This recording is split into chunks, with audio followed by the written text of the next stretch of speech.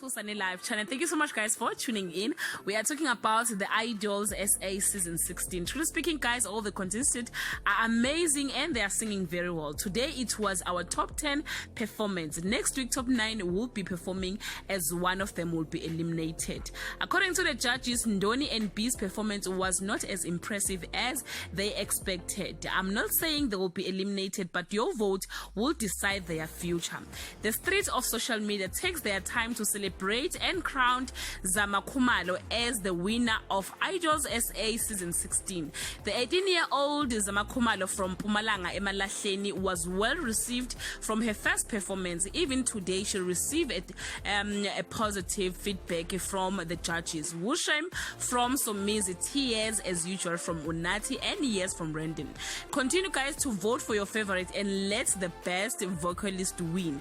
Drop your comment below and share with us who is your Idols SA season 16 winner. Thank you so much, guys, for watching this video. See you on my next upload. Bye.